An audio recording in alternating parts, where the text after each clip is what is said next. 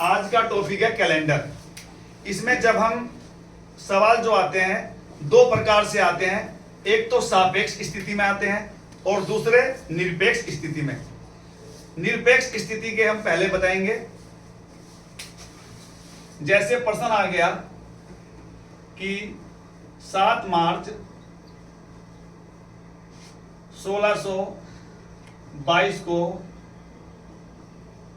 कौन सा दिन था? 7 मार्च 1622 को कौन सा दिन था? ये हमारी निरपेक्ष स्थिति है। दूसरे प्रश्न इस प्रकार से आते हैं, यदि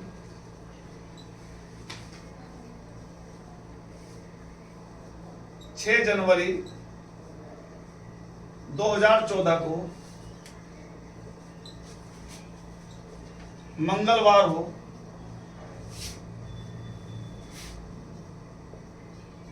तो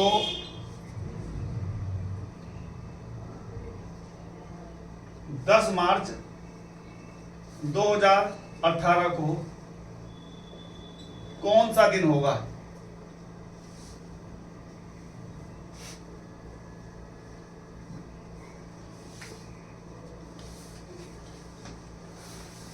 इसमें हमारी दो स्थिति है। एक यह है कि 7 मार्च 1622 को कौन सा दिन था, यह हमारी एक्चुअल स्थिति है, वास्तविक स्थिति, अर्थात निरपेक्ष स्थिति। जो हर प्रकार की स्थिति में वही दिन आएगा जो वास्तव में दिन था। इसे वास्तविक स्थिति भी बोल सकते हैं और निरपेक्ष स्थिति भी बोल सकते हैं।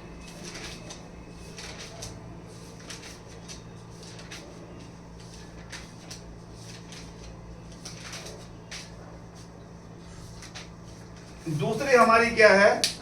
ये हमारी सापेक्ष स्थिति है। इसमें हमने कहा है कि यदि 6 जनवरी 2014 को मंगलवार हो, हमें ये नहीं पता कि 6 जनवरी 2014 को मंगलवार था या बुधवार था या सोमवार था या शनिवार था। हमने कल्पना की है कि यदि 6 जनवरी 2014 को मंगलवार हो तो 10 मार्च 2018 को कौन सा दिन होगा, यह हमने कल्पना की है। ठीक, तो ये हमारी होगी सापेक्ष स्थिति। इस स्थिति के सापेक्ष हमें ये बताना है, इसे बोलते हैं सापेक्ष स्थिति।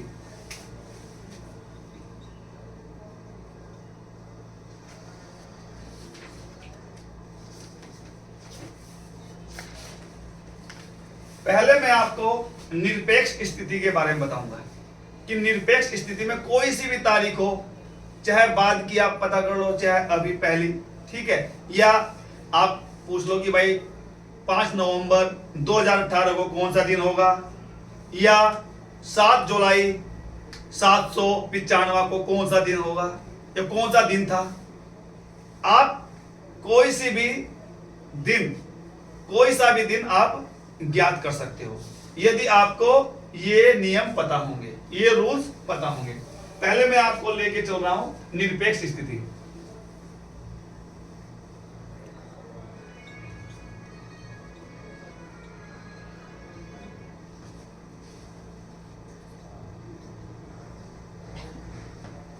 निरपेक्ष स्थिति में आपको यह ध्यान रखना है कि हमारे देश में जब इंग्लैंड का पूरे विश्व पे राज हुआ तो उसी के अनुसार कैलेंडर चला, उन्हीं का कैलेंडर चल रहा है। ठीक, तो इसमें हमें ईसा मसीह के जन्म को ध्यान रखना है। ईसा मसीह के जन्म को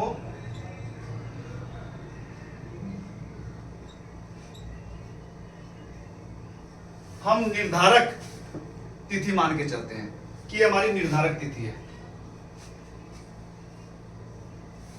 जो घटना ईसा मसीह के जन्म के बाद घटेंगी उन्हें हम बोल लेंगे ईसवी, बाद की घटना।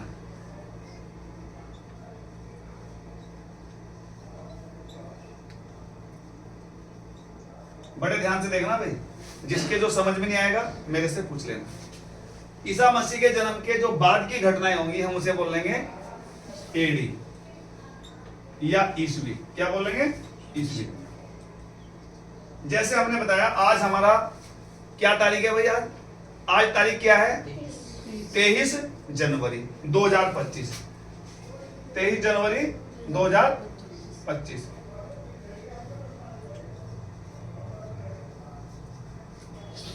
इसका मतलब ये है कि आज ईसा मसीह के जन्म को इतने दिन हो गए, इतने साल हो गए, 2025वां साल चल रहा है, ठीक है, ईसा मसीह के जन्म को। और जो घटना ईसा मसीह के जन्म के बाद घटी उन्हें हम बोलते हैं ईसवी, और जो घटनाएं ईसा मसीह के जन्म से पहले चल रही हैं उसे हम बोलते हैं ईसा पूर्व। ईसा पूर्व, ईसा पूर्व अर्थात बीसी, उसे क्या बोलते हैं? बीसी। और जब ईसा मसीह का जन्म हुआ उस दिन को हम क्या मान के चलते हैं? जीरो। क्या मान के चलते हैं? निर्धारक बिंदु है, ये हमारा निर्धारक बिंदु हो गया जीरो, ठीक है। और उस दिन क्या था? रविवार। क्या था? रविवार। तो आपको ये बात ध्यान रखनी है कि अब जब हम इसमें दिन का पता लगाते हैं तो हम विषम दिन निकाल के चलते हैं। विषम दिन कैसे आते हैं? हम जो भी दिनों की संख्या दी होगी हम उसे 7 से भाग करेंगे, 7 से भाग करने पर जो भी शेष बचता है वो हमारा विषम दिन होगा। जैसे अब विषम दिन देखो पहले, यदि विषम दिन जीरो होगा, विषम दिन जीरो होगा तो हमारा कौन सा दिन होगा? रविवार। हमने जीरो, निरपेक्ष कंडीशन यही है, एब्सोल्यूट कंडीशन। निरपेक्ष कंडीशन को हम क्या बोलते हैं? Absolute condition. तो यदि विषम दिन जीरो है, विषम दिन को इंग्लिश में बोलते हैं ओड डे। विषम दिन को इंग्लिश में क्या बोलते हैं? Odd day. O double D, odd D A Y day, odd day. विषम दिन जीरो होगा तो क्या होगा? हमारा रविवार। क्या होगा? रविवार, संडे। रविवार को संडे। यदि विषम दिन हमारा एक आएगा, विषम दिन एक आएगा तो कौन सा दिन होगा? सोमवार। कौन सा दिन होगा? सोमवार। सोमवार अर्थात मंडे। यदि विषम दिन 2 आएगा तो हमारा कौन सा दिन होगा? मंगलवार, ट्यूसडे। यदि विषम दिन 3 आएगा तो कौन सा दिन होगा? बुधवार अर्थात वेडनेसडे। यदि विषम दिन 4 आएगा तो कौन सा दिन होगा? बृहस्पतिवार या गुरुवार, और इंग्लिश में क्या बोलेंगे इसको? थर्सडे। यदि हमारा विषम दिन 5 आएगा तो कौन सा दिन होगा? शुक्रवार।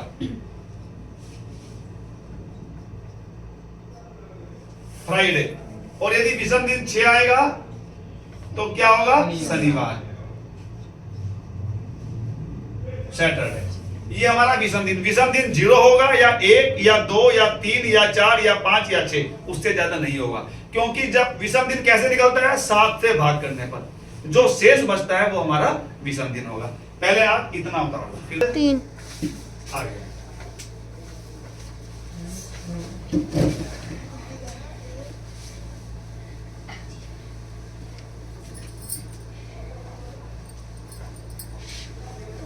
अब आपको देखना है कि विषम दिन को कैसे निकालते हैं। विषम दिन को कैसे निकालते हैं? विषम दिन, ये सबसे इंपॉर्टेंट है, विषम दिन निकालना। विषम दिन कैसे निकालते हैं? 7 से भाग करके। 7 से भाग करने पर जो शेष आता है वो है विषम दिन होता है। जैसे हमें जनवरी के महीने में निकालना है, जनवरी माह में, माह का मतलब मंथ, जनवरी महीने में, जनवरी माह में विषम दिन।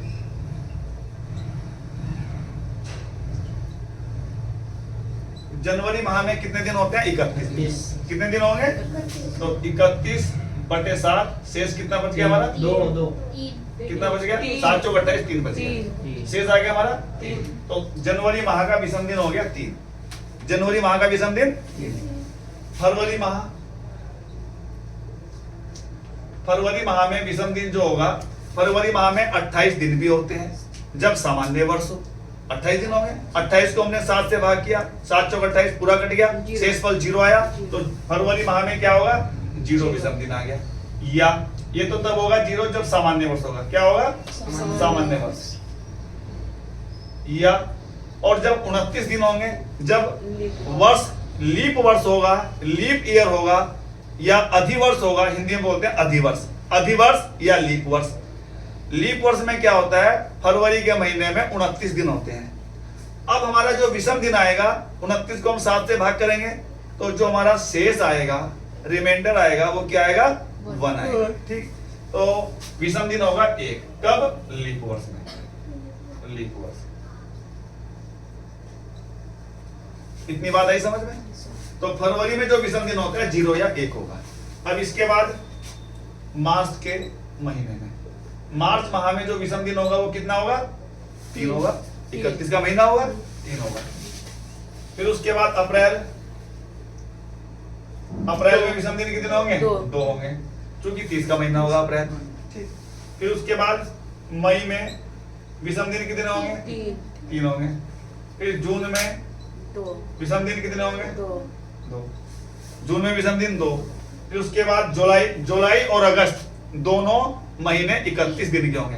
जुलाई भी 31 दिन का होगा और अगस्त का महीना भी 31 दिन का होगा। अमनदीप बेटे पहले समझते हो, फिर बाद में उतार लेना। जुलाई में 31 दिन, इसलिए जुलाई का विषम दिन कितना होगा, 3 होगा। अगस्त में विषम दिन 3 होंगे। सितंबर में विषम दिन 2 होंगे। अक्टूबर में विषम दिन 3 होंगे। नवंबर में 2 विषम दिन 2 होंगे। दिसंबर में विषम दिन कितने होंगे, 3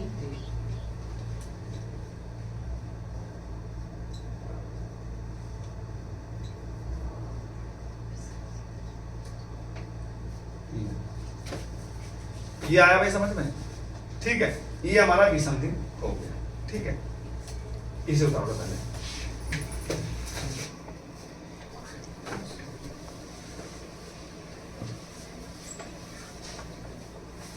अब आप देखो सामान्य वर्ष में विषम दिन और लीप वर्ष में विषम दिन।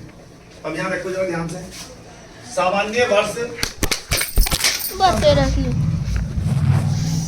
कौन लगा पीछे दीदी सर ने पीछे तुम यहाँ बैठ जाओ तुम। हाँ भाई, अब देखो सामान्य वर्ष में कुल कितने दिन होते हैं?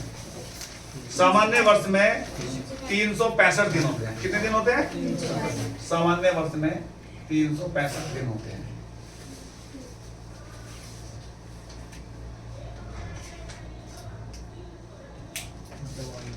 ठीक है, सामान्य वर्ष में 365 दिन होते हैं।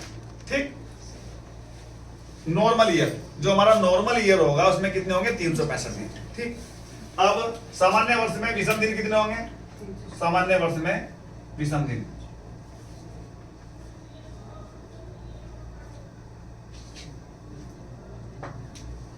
सामान्य वर्ष में विषम दिन निकालने के लिए हम 365 को किससे भाग करेंगे? 7 से। फिर जो शेष आएगा हमारा वो क्या होगा? विषम दिन होगा। 7 से भाग किया हमने, 7 पंजे 35, 1 बच गया, 5 उतार लिया, 15 हो गए, 7 दूनी 14, 1 आ गया हमारा। क्या आ गया? 1। तो सामान्य वर्ष में विषम दिन कितना होगा? 1 होगा। ठीक, इतनी बात क्लियर होगी। अब देखो लीप वर्ष। लीप वर्ष में कितने दिन होते हैं? 366 दिन। फरवरी का जो महीना होता है उसमें 1 दिन एक्स्ट्रा हो जाता है। ठीक, लीप वर्ष को हम अधिवर्ष भी कहते हैं। ठीक, लीप वर्ष या अधिवर्ष।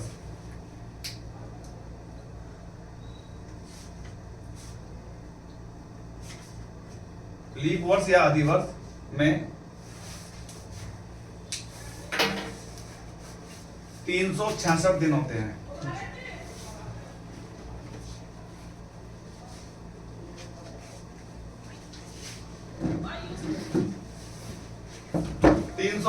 दिन होते हैं।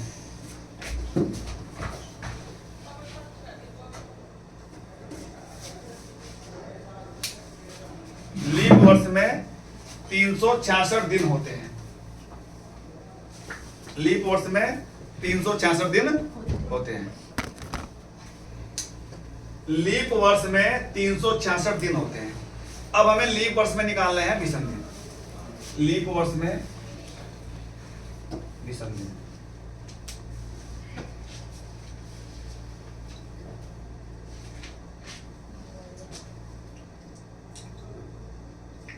लीप वर्ष में विषम दिन कितने होंगे?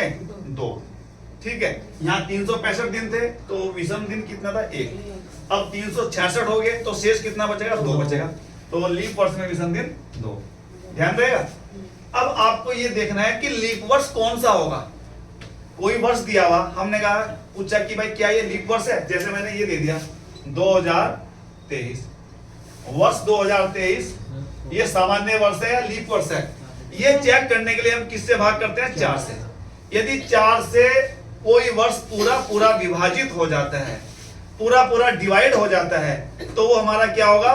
लीप वर्ष होगा। यदि वो डिवाइड नहीं होता है तो लीप वर्ष नहीं होगा। तो बस इसमें भी आपको क्या देखना है?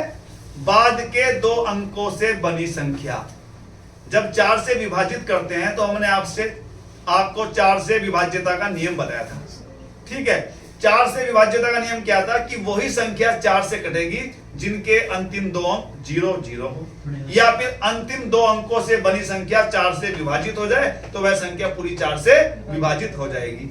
तो इसमें क्या है? अंतिम 2 अंकों की संख्या क्या है? 23। 4 से हम 23 को भाग कर रहे हैं तो 23 पूरा विभाजित नहीं होगा, तो ये हमारा लीप वर्ष नहीं होगा। 2023 क्या? सामान्य वर्ष। क्या है? सामान्य वर्ष। तो अब मैं लिख रहा हूं जो वर्ष 4 से विभाजित हो जाता है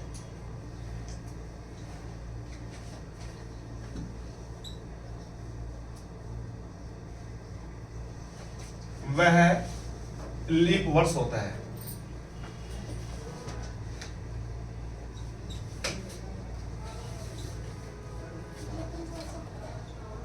देखो, हर एक चौथा वर्ष 3 साल के बाद जो चौथा वर्ष आता है वो क्या होगा? लीप वर्ष होगा। जैसे हमारा 2024 लीप वर्ष था। 2024 क्या था? लीप वर्ष। अब अगला लीप वर्ष कौन सा होगा? 2028। 28 के बाद उसके बाद लीप वर्ष कौन सा होगा? 2032। ठीक है, तो लीप वर्ष आपको पता चल गया सामान्य वर्ष कौन सा होता है और लीप वर्ष कौन सा होता है। सामान्य वर्ष में विषम दिन 1 और लीप वर्ष में विषम दिन 2। इतनी बात क्लियर होगी? आप पहले से उतारो फिर मैं आगे चलूंगा।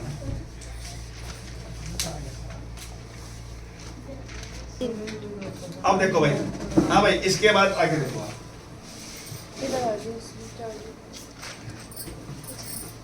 अब बहुत इंपॉर्टेंट आने वाला, ध्यान से देखो। अब जो हमारी निर्धारक स्थिति थी ईसा मसीह के जन्म, ईसा मसीह के जन्म के जो बाद के 100 वर्ष हैं, ईसा मसीह के जन्म के बाद के 100 वर्ष,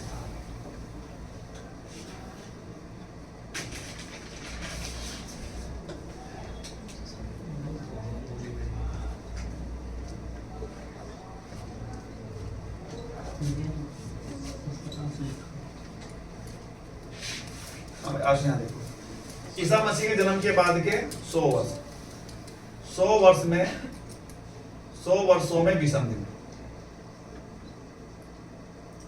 बड़े ध्यान से देखिए भाई, 100 वर्षों में हम विषम दिन देखेंगे। उससे पहले हम 100 वर्षों को तोड़ेंगे कि 100 वर्षों में कितने लीप वर्ष होंगे, कितने हमारे सामान्य वर्ष होंगे।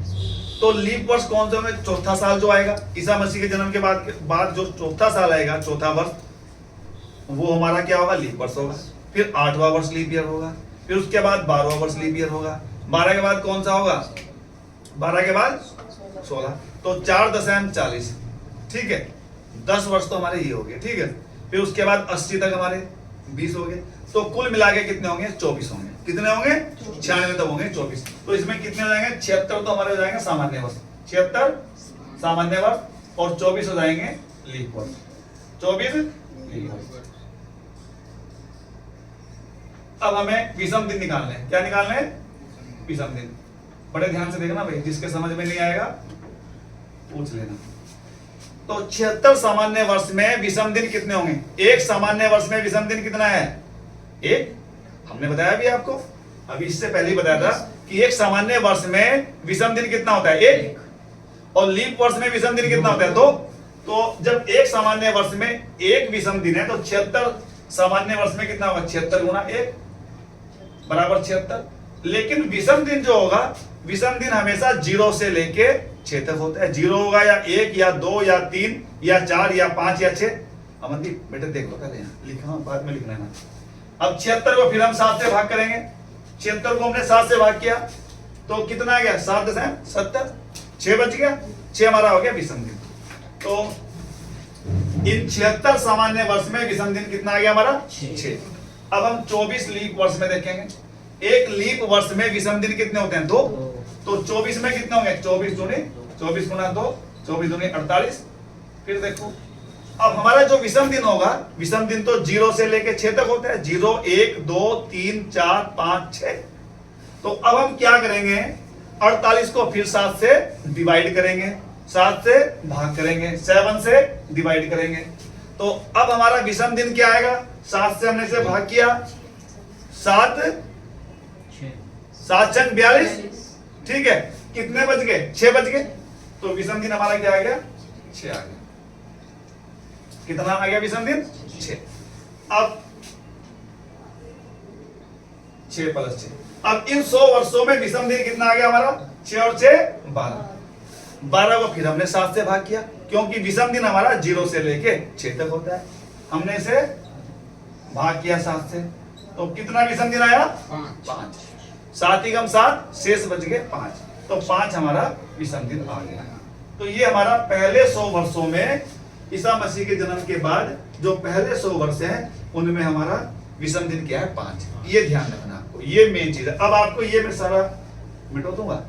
अब आपको ये ध्यान रखना कि 100 वर्षों में विषम दिन 5, ये आपके लिए इंपॉर्टेंट है। ठीक है, अगर तो कभी भूल जाओ तो ऐसे आप निकाल सकते हो। ठीक है, इसे उतार। अब इसके बाद भाई आगे देखो।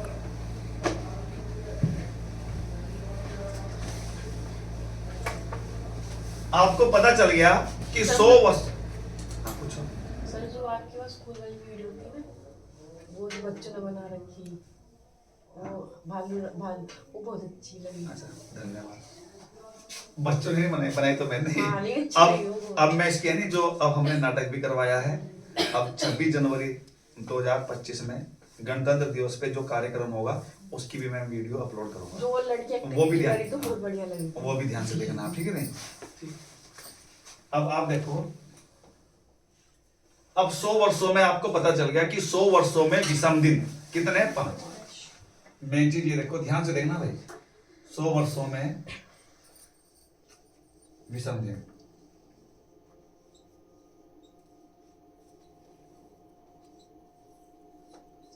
वर्षों में विषम दिन कितने हैं? 5। अब ईसा मसीह के जन्म के बाद जो 200 वर्ष हुए, भारत यहां देख बेटे, 200 वर्षों में विषम दिन कितने होंगे? 100 वर्षों में 5, 200 वर्षों में कितने होंगे? 5 दूनी 10, 10/7, 10/7 बराबर 3। तो 200 वर्षों में विषम दिन कितने होंगे? 3। अब 300 वर्षों में विषम दिन कितने होंगे? अब देखो 5 या 15, 15/7, ये कितना हो गया? 1 विषम दिन। अब 400 वर्ष, बड़े ध्यान से देखना। 400 वर्षों में विषम दिन क्या होगा? 1 दिन हमारा चूंकि लीप वर्ष होगा, ठीक है, तो लीप वर्ष में 1 दिन बढ़ेगा। ठीक, तो हमारा क्या हो जाएगा? 5 चौक 20, 20 + 1 दिन बढ़ा दिया, 21/7, 21/7, 0। क्या हो गया? 0। तो 400 वर्षों में विषम दिन 0 होगा। इतना ही ध्यान रखना बस आपको। देखो 100 वर्षों में विषम दिन 5, 200 वर्षों में विषम दिन 3, 300 वर्षों में विषम दिन 1 और 400 वर्षों में विषम दिन 0। अब जो भी 400 से विभाजित होगा, जो भी वर्ष 400 से विभाजित होगा वो हमारा क्या होगा? उसमें विषम दिन 0 होगा। अब देखो ये ध्यान से देखना, बहुत इंपॉर्टेंट चीज है, बहुत इंपॉर्टेंट। 400, 800, 800 के बाद 1200, 1200 के बाद 1600, 1600 के बाद 2000, 2000 के बाद 2400 आदि आदि ऐसे। इनमें विषम दिन क्या होगा? में विषम दिन 0। में विषम दिन कितना होगा? 0।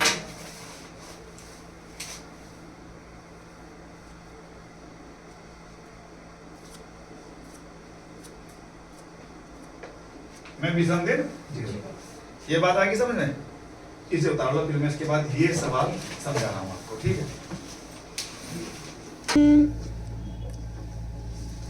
अब भाई इसके बाद आपको देखना है, ये मैं क्वेश्चन निकाल के बता रहा हूं, 7 मार्च 1622 को कौन सा दिन था, ये हमें बताना। 7 मार्च 1622 को कौन सा दिन था, बड़े ध्यान से देखना। 1622, 7 मार्च 1622, 1622 जो वर्ष है वो समाप्त नहीं हुआ, वो चल रहा है। कितने वर्ष पूरे हो गए 1622 में? 1621 वर्ष, 1621 वर्ष, 1621 वर्ष पूरे हो चुके हैं, ठीक है। अब 1621 वर्ष में हम इसे तोड़ देंगे, 1600 प्लस 21 प्लस 21, ठीक है। 1600 प्लस 21, बड़े ध्यान से देखो पहले, बड़े ध्यान से। 1621 वर्ष पूरे हो चुके हैं, तो हमने इसे तोड़ दिया 1600 और 21 में। 1600 में हमने क्यों लिया? क्योंकि ये 400 का गुणज है। 400 का क्या है? गुणज, मल्टीपल। 400 का 400 का मल्टीपल है 1600। इसमें 1600 में विषम दिन कितने हो जाएंगे? 0। विषम दिन 0। हमने अभी आपको बताया था कि 400, 800, 1200, 1600, 2000, 2400, 2400 के बाद फिर क्या आएगा? 2800, ठीक है। इनमें विषम दिन क्या होगा? 0 होगा, ठीक है। तो 1600 में विषम दिन हो गए 0। अब हमें 21 में देखना, ये 21 वर्ष में विषम दिन निकालने के लिए पहले हम देखेंगे इसमें कितने सामान्य वर्ष है और कितने लीप वर्ष हैं। कितने सामान्य वर्ष है और कितने लीप वर्ष हैं। तो अब इसमें क्या होगा? जो 1604 वर्ष होगा वो हमारा क्या होगा? चौथा वर्ष। 1600 के बाद जो चौथा वर्ष होगा वो लीप वर्ष होगा। 8वां वर्ष लीप वर्ष होगा। इसको आप कैसे निकालेंगे? 4 से भाग कर दो, 4 पंजे 20, 5 तो हो गए लीप वर्ष। 5 क्या हो गए? बाकी कितने बचे? 16 और 5 21। 16 और 5 कितने हो गए? 21। तो 5 तो 4 पंजे 20, कितना तो आ गया समझ में? 4 से हमने 21 को डिवाइड किया तो 5 आ गया, तो 5 हो गए लीप वर्ष। 5 कितने हो गए? 5 लीप वर्ष हो गए। और सामान्य वर्ष कितने हो गए? 16 हो गए हमारे सामान्य वर्ष। अब सामान्य वर्ष में, एक सामान्य वर्ष में विषम दिन कितना होगा? 1। तो 16 में विषम दिन कितना होगा? 16, ठीक है। 16 में फिर हमने 7 से भाग कर दिया, कितना आ गया? विषम दिन कितना आ गया? 7 दूनी 14, 2 आ गया। कितना आ गया? 2। अब एक लीप वर्ष में विषम दिन कितने होंगे? 2। तो 5 में कितने हो गए? 10। 10 को हमने भाग किया 7 से, कितना आ गया विषम दिन? 3। तो ये हमारे विषम दिन आ गए। यहां देखो 1621 तक हमारे विषम दिन ये आ गए, ठीक है। 0, 2 और 3, 0, 2 और 3 कितने हो गए? 5 विषम दिन हमारे आ गए। कहां तक? 1621 तक। अब 1622 चल रहा है हमारा, इधर देखो यहां से 1622 चल रहा है। अब 1622 में जनवरी का महीना पूरा हो गया। अब देखो जनवरी 1622 में विषम दिन,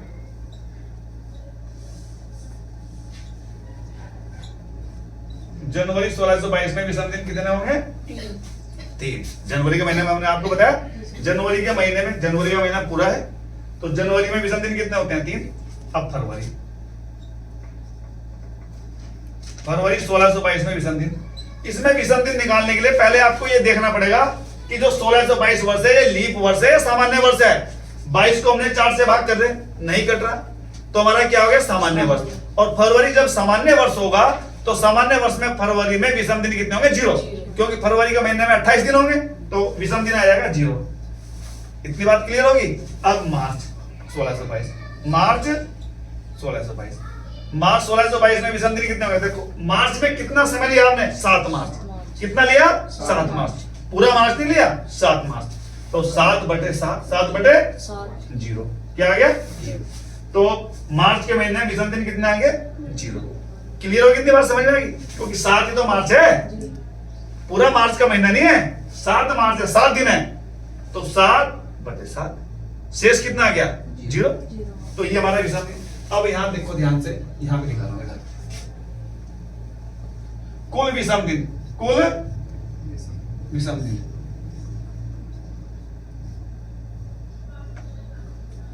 अब हमारे कुल विषम दिन कितने हैं भाई?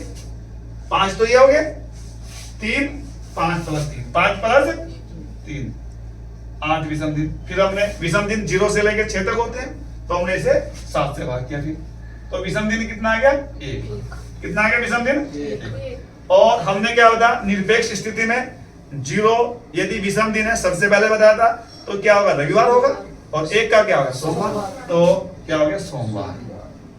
तो अब बात, अर्थात मंडे, अब बात क्लियर हो चुकी कि 7 मार्च 1622 को कौन सा दिन था, सोमवार।